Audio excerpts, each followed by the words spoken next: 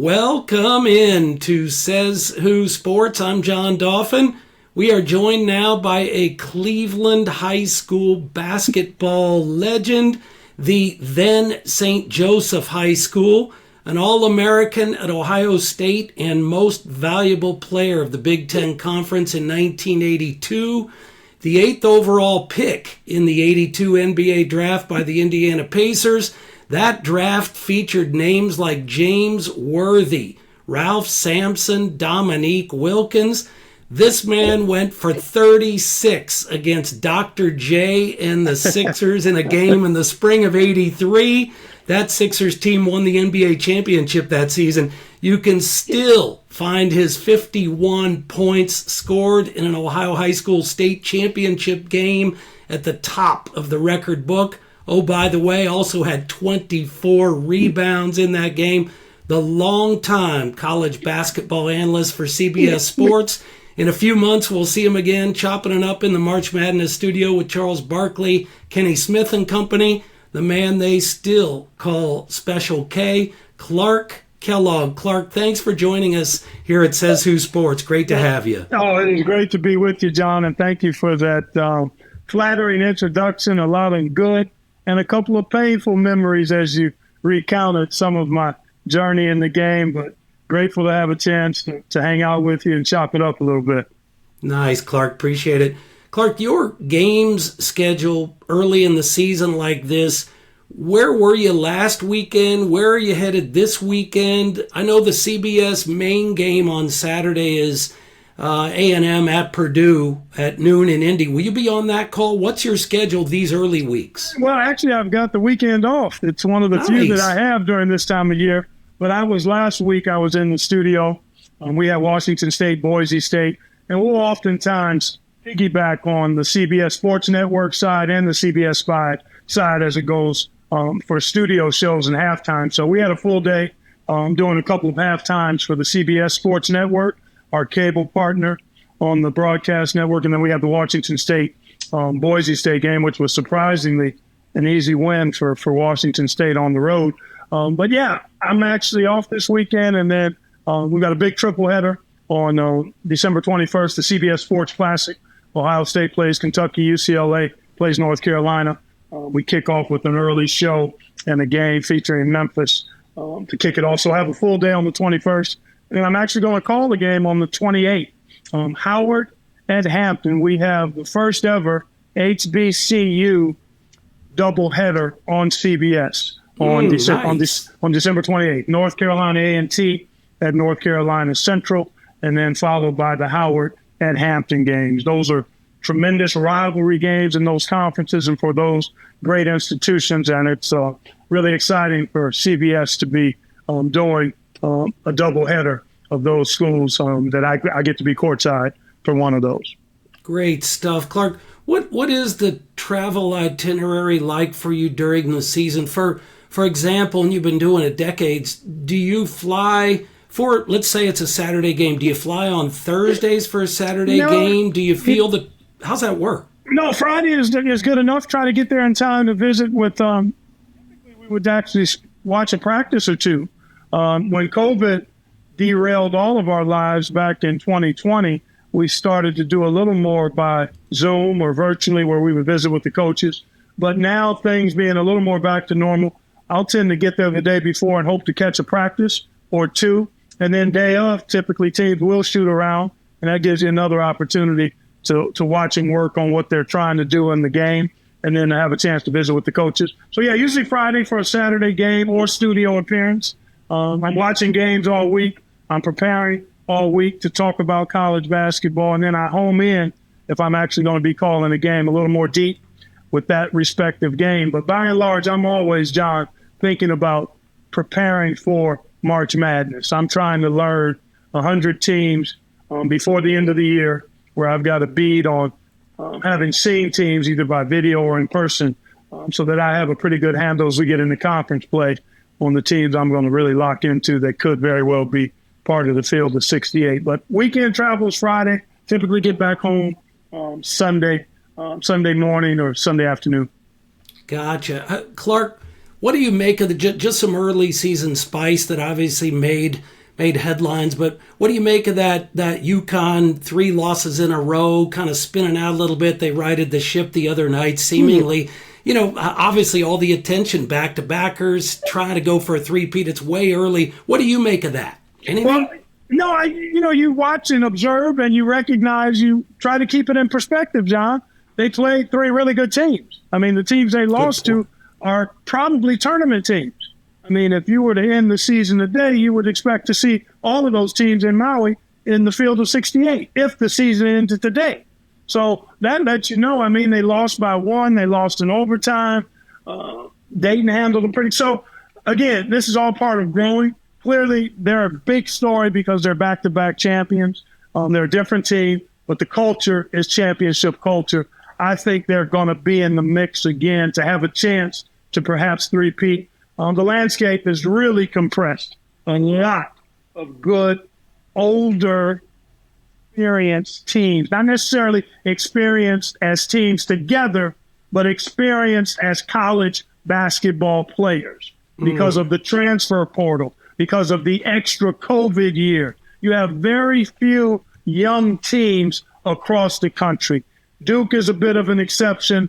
Illinois is a really young team. There are some others across the country that you look at, but the vast majority of teams, I would say 65% of your teams or more, have multiple upperclassmen in their primary playing rotation. You have primarily senior, graduate, transfer, junior-oriented teams across the country, which means you've got developed players, experienced players. Now, they may be new to each other, but again, in college basketball, there's a level of seasoning there that makes it really, really compelling from the standpoint of a lot of good teams across the country, and no team yet that has emerged as a dominant team. Auburn perhaps has probably been the most impressive with what that team did in Maui. Tennessee has been really impressive to this point. Alabama has had a couple of losses, but has had some disjointedness, but still seems to be an elite level team. And you could go across the board. Gonzaga, certainly Kansas. I mentioned Duke. UConn is starting to right itself a little bit. So a lot of really good teams and a ton of outstanding freshmen across the country this year too. Yeah, right on. I appreciate that, Clark. Clark, you mentioned preparation and just like and practice and reps and keep it going, keep building, keep getting better, just like the players hope to do, coaches hope to do year after year. How do you keep improving as an analyst? I'm sure you'd say you believe you're better now than you were a decade ago, than a couple decades ago. How do you keep improving, Clark? Well, John, I hope I'm a little better, and I hope I'm staying fresh and relevant. The ways I try to do it are fairly simple. One, being around coaches and players, there's always new terminology and language that coaches and players use in the game. I'm big on trying to expand my vocabulary. The game of basketball is pretty redundant. It's 2 rings, a ball, and 10 people, and 3 officials. It's a 94 by 50-foot box. There's not a ton new within the game. There's some nuances, some minor adjustments, maybe rule changes, but the game is redundant. So how do I create different ways to describe what we're seeing, what we might see, in a way that's entertaining but also informative? And how do I continue to get deeper into my analysis? How do I better use data analytics to help paint a picture in a simple way, in a simple, engaging way for the average or novice fan, and also still be able to give plenty of meat on the bone to those rabid and major, those what we would call them rabid and also highly educated. Yeah, fans. discerning. Discerning, educated in the game, knowledgeable basketball people, coaches, former players. I want to try to appeal to everybody watching. Vocabulary is a part of that. And then obviously learning from the coaches and players that I get to spend time with by virtue of the access I have to games and practices. Clark, you've done it long enough that you've seen many college towns many times and cities if a game's being played, for example, in Madison Square Garden, etc. Yeah. What is your favorite place to call a game? Would it be the usual suspects like a Cameron Indoor or Allen Fieldhouse or a surprise? They're certainly on the list, but I tell you, there's no place like Madison Square Garden for basketball. I mean, college or pro. I've had the privilege of calling Big East tournament championship games at the Garden, both at ESPN and then on Westwood One Radio. There's an electricity in that building that's special. Allen Fieldhouse has a similar feel and aura, and obviously it helps when your team is as good as Kansas is year in and year out. I love McHale Arena. I think it's one of the great venues in all of college basketball. One that people don't get a chance to see and experience east of the Mississippi, the San Diego State. Viejas Arena is fantastic. The student engagement, the fans there are tremendous. It's a show. It's an absolute show when that place is rocking, and it rocks full pretty much all the time. That's one of my favorites. Dayton Arena, UD Arena. I don't think there's a better basketball venue in terms of size, capacity, knowledge of the fan base, sight lines in the building. One of my favorite venues. So there are a number of them, but clearly the usual suspects that you think about. Auburn. Think about Auburn. But that place, they're right on top of you. It's probably 10, 11,000 that are there, and they're full throat and right on top of you. And obviously they've got a tremendous program, especially under Bruce Pearl's leadership the last half dozen years or so. So, yeah, those are some of the ones that kind of jump out for me on my favorite list. Outstanding. Some nice gem surprises in there. UD Arena, of course, San Diego State, Yep. Mackey Arena, especially full respect for Coach Painter and previous, but when Coach Katie was on the prowl there, and that was back in your era, that was special stuff. Coach Katie and the Boilermakers, they made it tough on these Buckeyes when I was in school back from 80 to 82. You know, my freshman year, that was the year that Joe Barry Carroll and that Purdue team made it to the Final Four under Lee Rose. And then my last 2 years at Ohio State, Coach Katie was doing this thing on the sidelines with some really outstanding Purdue teams. And we had some challenging, tough battles against the Boilermakers my last couple of years there. Clark, what pops to mind in terms of, and best can be relative. It could be an individual performance, somebody that went crazy. It could be teams going nuts right down to the wire in a shootout. It could be a defensive, a stop fest, incredible defense, all the above. But what comes to mind, you've seen so many games, best college basketball game you've ever called, you've ever been on the call for? Wow, my goodness. One that stands out because it was earlier in my career at CBS was a game between California and Duke. Vern Lundquist and I were on the call. Andrea Joyce was our sideline reporter.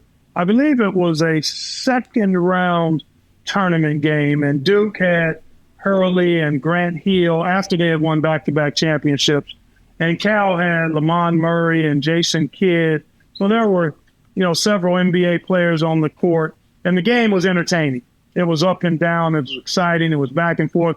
I think Cal may have prevailed in that game, but the excitement, Vern and I had great rapport and good exchanges, both informative and entertaining.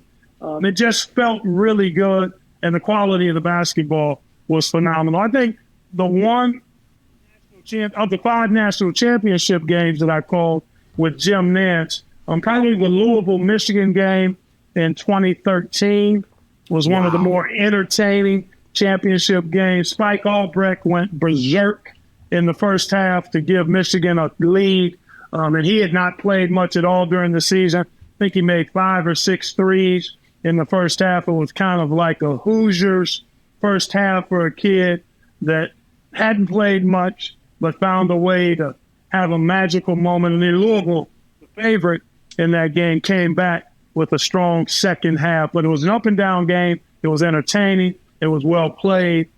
and it was a fun one, and it was a national championship game. So those two probably are ones that stand out amongst the many. And I'll throw one more in there, John. I mean, the national championship game, Butler-Duke, 2010. Indianapolis was on fire all week because of Butler making it to the Final Four. They're playing the Final Four there, the national championship game, the David versus Goliath component. Duke, having won multiple national championships, looking for another one under Coach K, and Butler having a chance to almost win it at the buzzer on a half-court heave. And I always recall Jim Nantz's call as we're sitting there looking at the line of the shot, line, so it might go in, and Jim's call is it almost went in, and the drama. It was just, but those are some memorable games in the blessed career I've had behind the microphone. Jeez, Kellogg, you've already got me. I mean, we're creeping toward Christmas here. You got me jacked up for March already. That's great stuff, man. Let's talk, Clark, cream of the crop among college basketball coaches. Let's do the Mount Rushmore thing, right? Yeah. Which four coaches is Clark Kellogg putting up there all time? Your Mount Rushmore of coaches. We know, right? I'm going to assume Coach K's got to be one. Yeah, he's. Are you going to go Wooden? Wooden will be in the mix. Yeah, Wooden will be there. Yeah, for sure. Wooden, Coach K. Man, it becomes difficult after that. I mean, there have been so many. Would you include, Clark, would you go, and if we cross over and we do men, women, Gino would have to be close, right? Oh, he'd be in the neighborhood for sure. I mean, yeah, he'd be in the conversation. I mean, when you restrict it to four, obviously, which is what you should do. I mean, if you're going to have a Mount Rushmore, it should be a select group, and it should be a little work to come up with who you would put there. And I'm not giving it a ton of serious thought, but clearly I have no issue saying that I would include Wooden and Coach K. Okay. No issue. And I might even look separated by an era, if you would, if I were to go deep and try to figure out who else would be there. To keep it more relevant, we've got two. Coach K obviously had a long run, 40-plus years at Duke. And then you've got Coach Wooden, who was a longtime coach at UCLA. If you were looking at more of the last 25 or 30 years, be hard not to think about Bill Self and what he's done at the programs he's been at. He'd be hard-pressed. I mean, Izzo has been phenomenal as well. Izzo. If we include, if we go... Can't maybe go just purely by hardware, but if we do, Roy would have to be right there on the end. Yeah, right? He'd be in the mix. He would have to be there. I mean, he had a great run at Kansas and then a couple of championships at North Carolina. Yeah, I'm gonna pass until our next interview, and then I'll have a more ready answer for you. No, that's great stuff. Just gets the consideration of all these greats. Yeah. Clark, you're a lover of words and language. You've been known to spin a phrase in your hoops game analysis.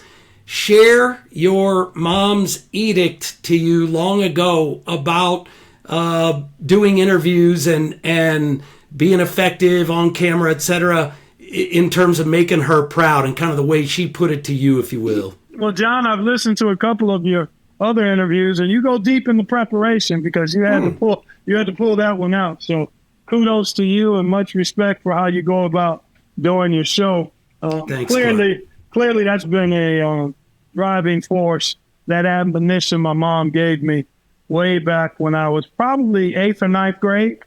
And I had this dream of wanting to excel as a basketball player, this dream of wanting to be a pro. And she made it clear that what was most important to her and to my dad, but especially to her, was how I represented my family, particularly in the way of communicating and handling a microphone if it was put in front of me as an athlete, with a reporter asking me questions. He basically said, if you end up being this basketball star that you want to be, that you dream of being, you better not embarrass me on television. You better be able to put a sentence together and articulately handle questions that are asked. And I took that edict seriously from the time microphones started being put in front of me back in high school. I always loved reading in English, so it was kind of natural, but my mother's admonition certainly was a driving force for me to continue to work on articulation, enunciation, knowing and understanding words, being able to listen well and answer questions coherently, and then to be able to offer my opinions coherently and clearly. So I've taken that to heart, and I continue to try to make that a part of who I am and how I do the work that God has blessed me and afforded me an opportunity to do. Great stuff, Clark. Your dad was a longtime Cleveland police officer, 40-plus years, I believe. Yeah. Great multi-sport athlete in his own right. From a police and security perspective, your dad worked some high school hoops games, worked Browns games in the bleachers, saw a lot of craziness, no doubt. Took you along to many of those games. Clark, talk about how those experiences tagging along with your dad fueled your love of sports. Yeah, such great memories. My dad died back in 2016, had some complications from surgery, and was a multiple myeloma cancer survivor for several years in the latter part of his life. But great memories around him as a police officer. My uncle, his brother, also was a Cleveland police officer, and they often worked those Browns games together.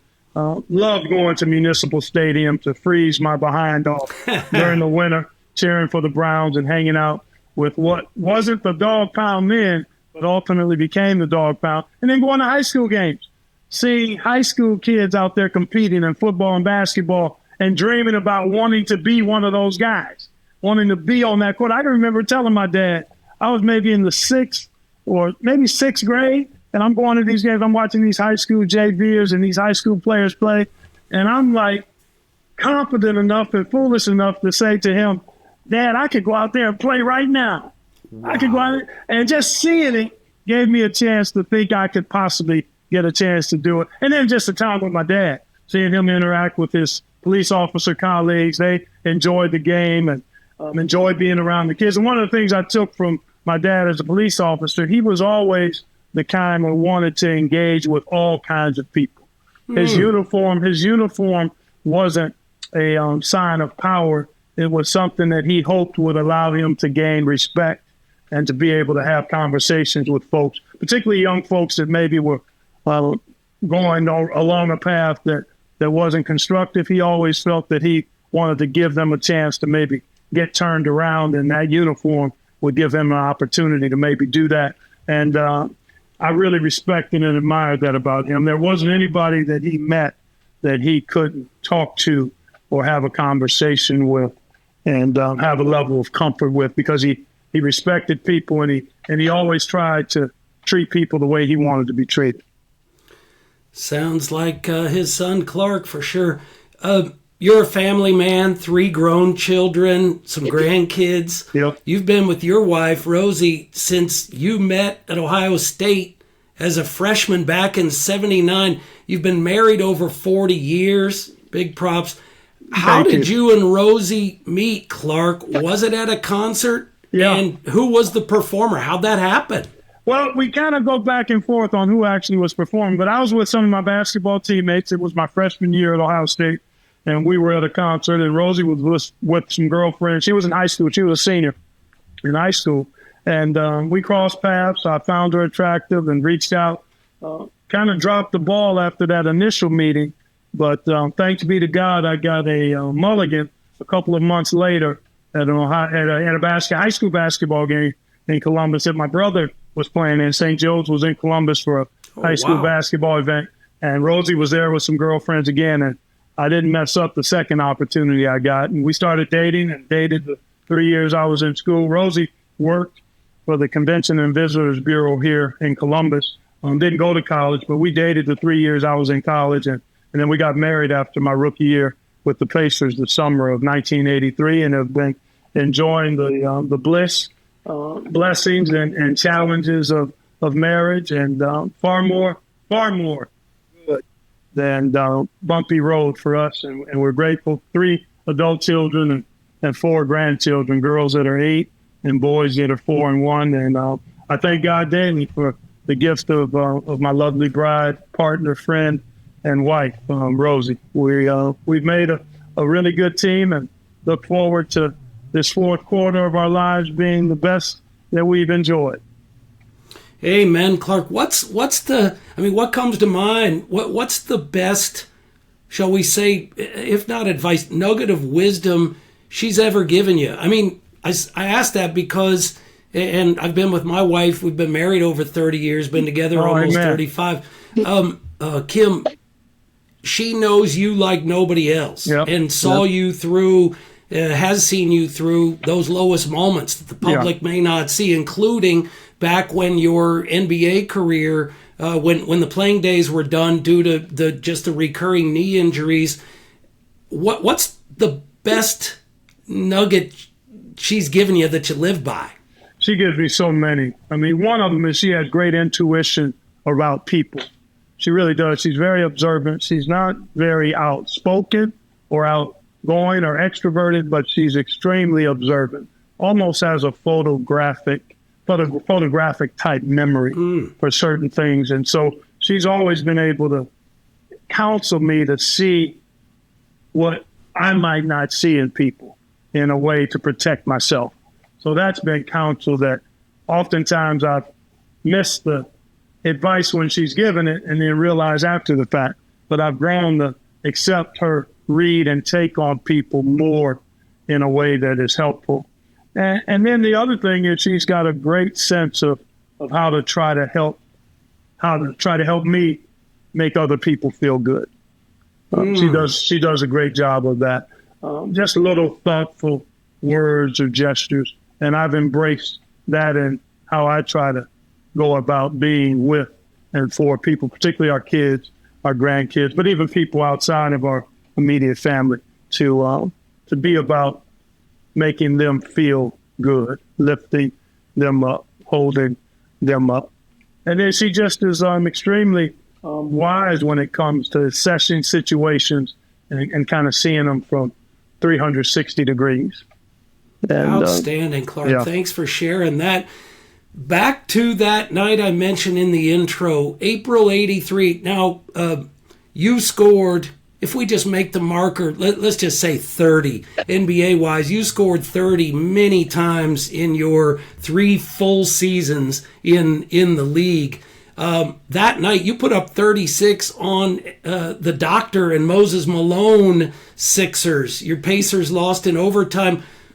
Do you recall that game, Clark? And if so, what do you recall about it? What was it like to face Dr. J and Moses Malone? Such a force inside. I mean, were you taking the Doctor? Were you operating on the Doctor that night?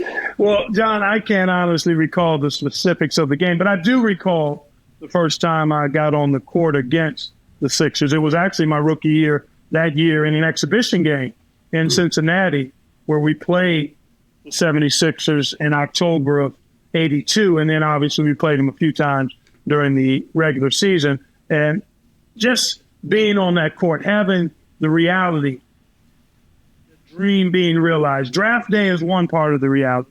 You're hearing your name called, you're going up to the commissioner, was Larry O'Brien then, and being part of now an NBA franchise. That's step one. Training camp is another progression. Then the regular season. And then when you get out on the court against some of the folks that you've idolized and looked up to before you get there, Dr. J, Moses, Bird, McHale, Parrish, and now thinking, I need to prove that I belong out here. Mm-hmm. I can't be in all. I'm here. I want to show them and my teammates and my fans that I deserve to be a first-round pick and I belong. And so that's your mind. That was my mindset. So anytime I took the court, particularly against teams of that ilk, the Sixers, the Celtics, of that time, the Lakers. You want to go for what you know and show them that you're legit. And we came up short a lot. We just didn't have enough ammunition as a team to win consistently early in my career. And that's one regret I have. I wish I could have been part of a playoff team and to see what that feels like.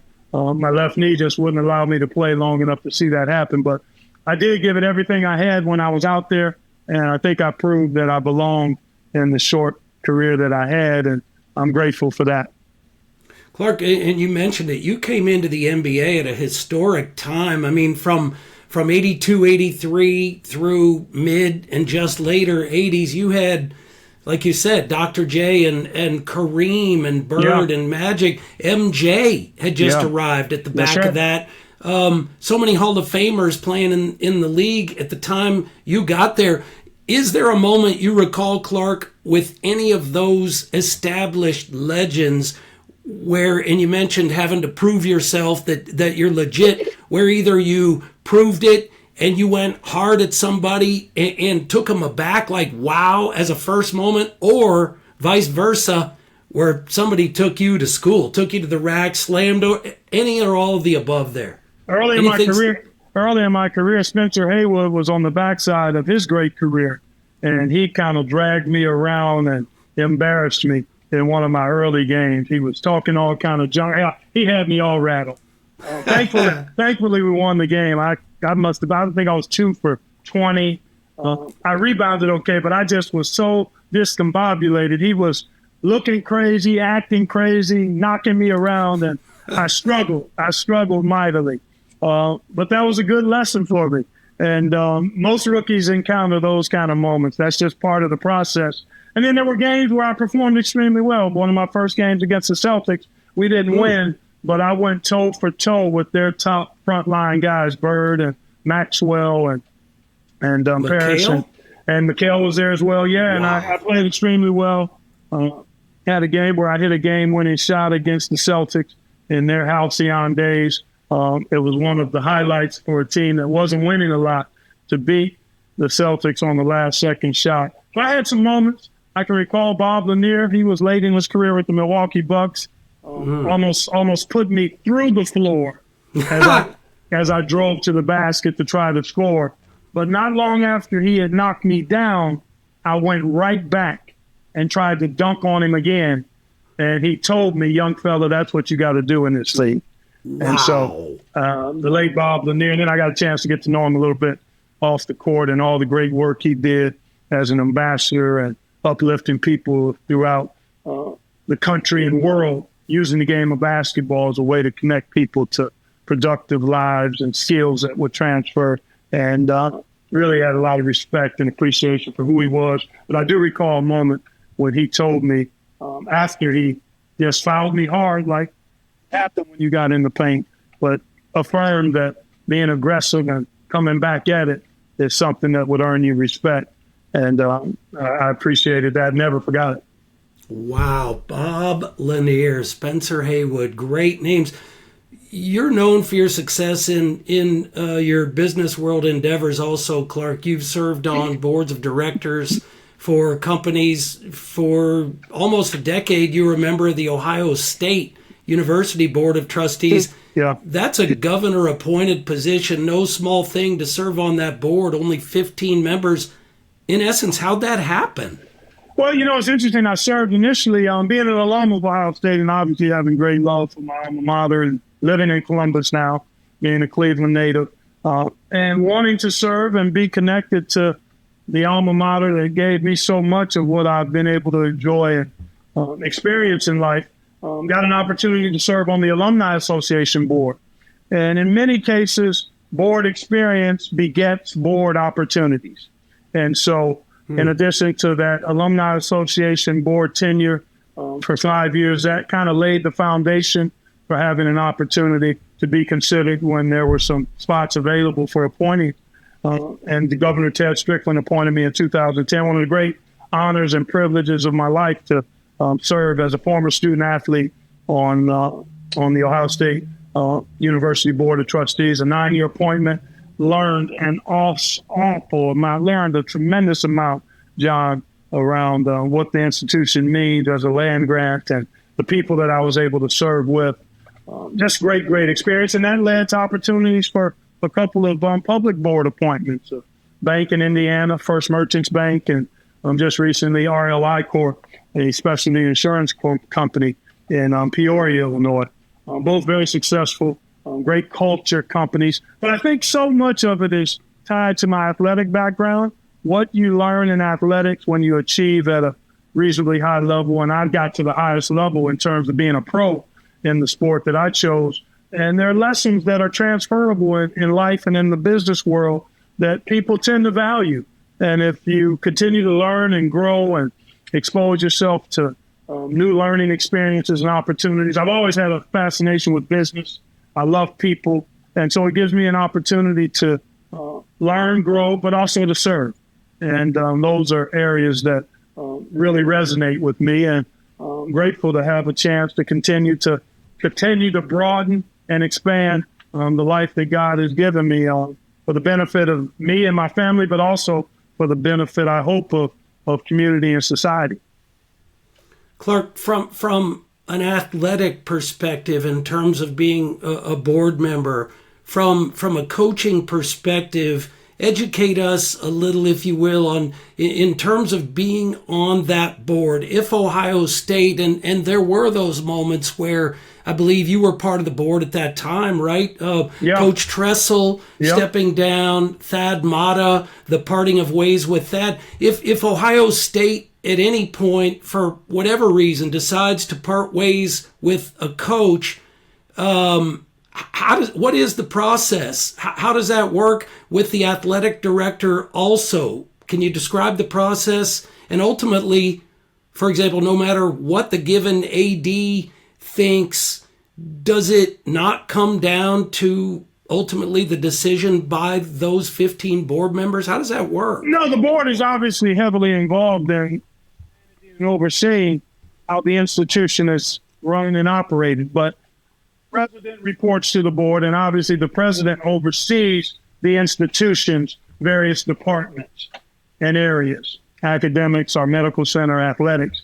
And clearly we're informed, and there are elements of the institution, the medical center, obviously the academic mission is first and foremost, but the visible and most risky components from a reputation standpoint of the institution are the medical center and the athletic department. And clearly the board has some say in how that plays out, particularly when you're talking about the hiring of coaches, the dismissing of coaches, the firing of coaches, what that will look like. But ultimately, the president, the athletic director are running their respective areas. The president, the institution, the athletic director, the athletic department, but clearly the board is involved in how that is being played out. Not necessarily making the decision, but having input and weigh in on how that's being handled. And the athletic director, the president ultimately will make the final calls on who's going to be employed in the various positions that are needed at the institution. But it was a very interesting education, to say the least, when you talk about the visibility of the football coach, the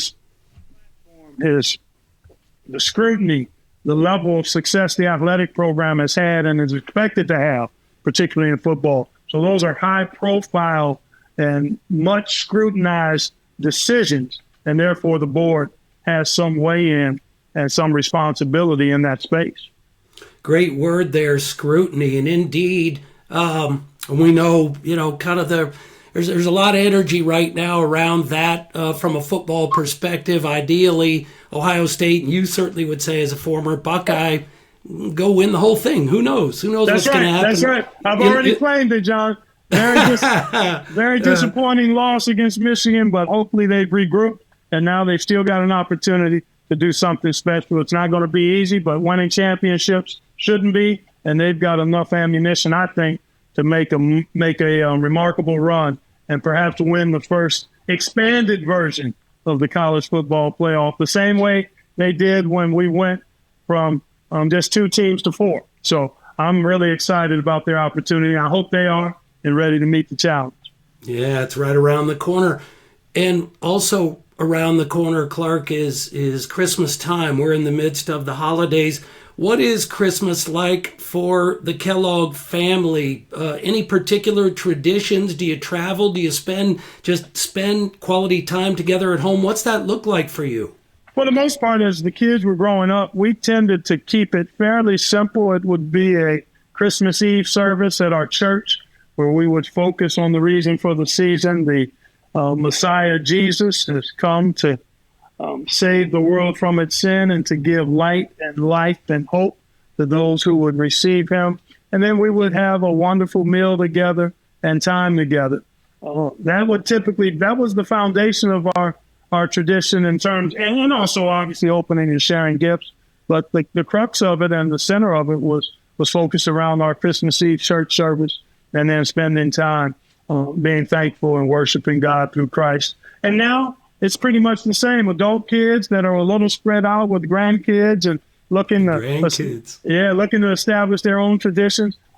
We always hope that we'll be able to get together, all of us, kids and grandkids and parents, under one roof, at least for a day or two around the Christmas holiday, to share a meal and to exchange gifts. And that will happen, Lord willing, sometime during the week of Christmas. Might not necessarily be on Christmas Day, but that week we should be able to congregate and just enjoy being together and enjoy the gift of life that God gives us in Christ. Clark, you're a strong Christian. You surrendered your life to God through Jesus Christ when you were in your 20s as your playing days ended due to injury.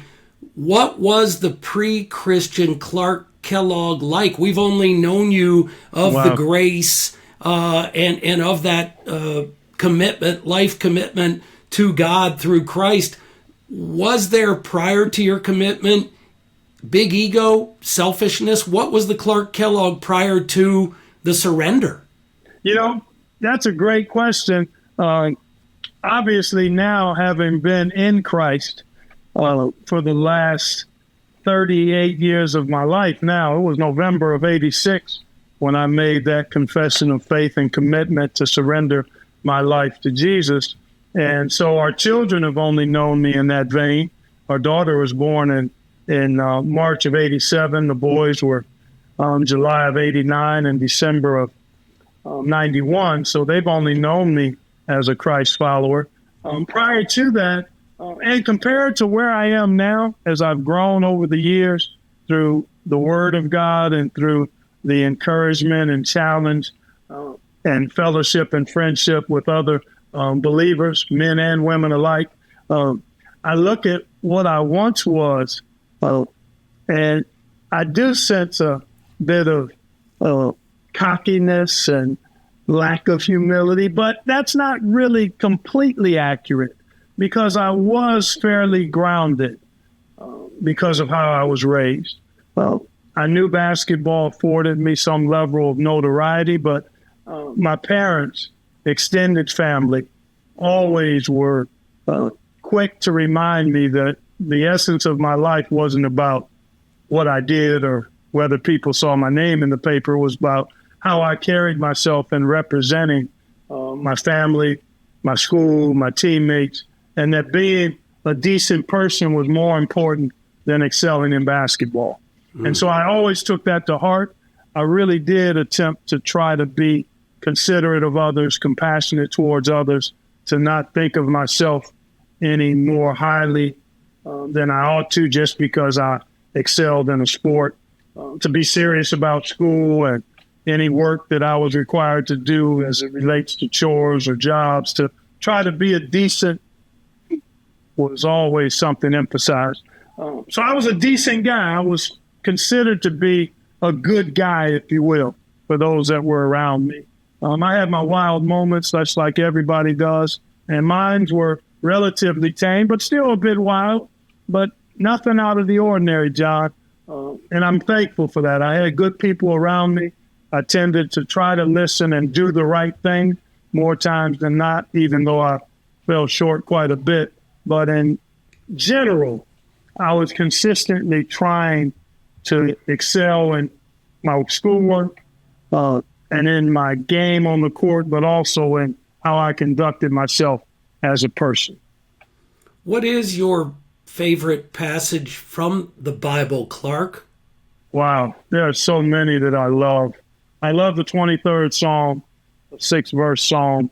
The Lord is my shepherd. I have everything that I need in him. It starts and ends with, at some point, we will dwell in God's house when our time on earth is up as we follow him in the days that he gives us.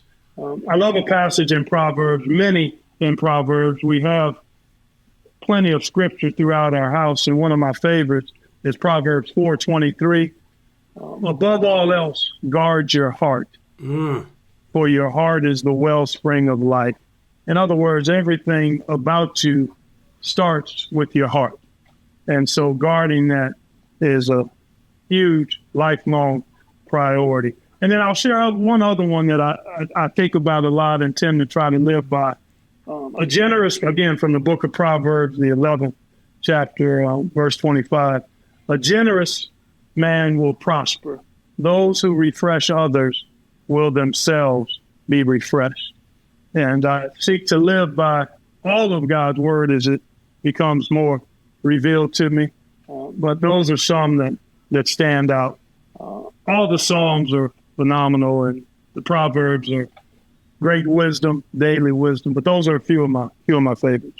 Outstanding, Clark, and you certainly you do refresh others with your spirit and your service. Thank you. I popped up on my phone this morning. I'll have various passages, and as you mentioned, Proverbs pop up, and this morning on my phone popped up Thessalonians 4:11, and I try to keep this one down every day, and got to work, make it my goal to live quietly, to mind my own business, and work with my own hands. Absolutely. Lastly, Clark, you've had a heck of a ride. You know, the playing days, an 8th round overall pick, played NBA against the greats of the greats. You've been on a decades-long ride on the broadcasting side. You mentioned Vern earlier, Jim Nantz, Raftery. You've worked with the best of the best there. Describe your gratitude for the journey you've had, and more to come, God willing. John, I don't know if I can put it to words, quite honestly. I really endeavor to live with a heart of gratitude. I read once that gratitude is not only a great virtue, it's the parent of all other virtues. And a grateful heart keeps one from focusing on what they don't have and instead focusing on what you do have.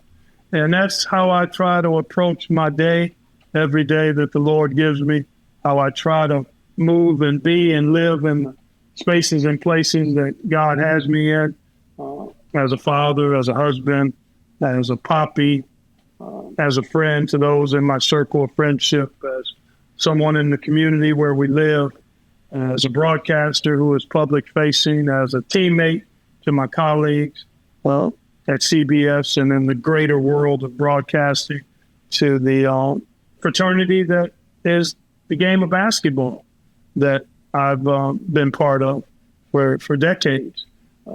So I don't think I can ever repay the game. I certainly can't outgive God in what he's given me through the game and in the people that have come across my life. So I think my one of my spiritual acts of worship is to be grateful and to express that, not only articulate it, but live it.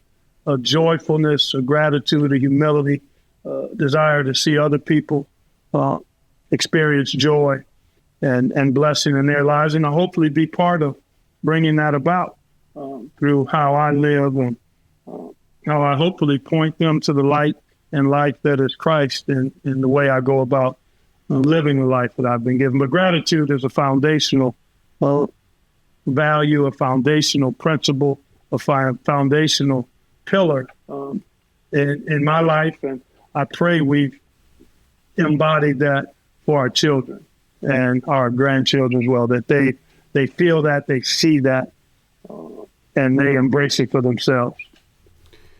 So well said. Clark Kellogg, special McKay, the longtime CBS college basketball analyst. Clark, really appreciate the time you've taken with us. Big respect. You've been doing it at a high level a long time. Have a great season and a great Christmas with the family. And stay well. Thank you much, John. Appreciate it. Merry Christmas to you and your family and to your listeners as well. It's a wonderful, joyous time of season. And I hope we get to do it again. I really enjoyed the conversation and appreciate the way you do what you do. Thank you. Thanks so much, Clark. Appreciate you, and we will do it again. All right. Thanks.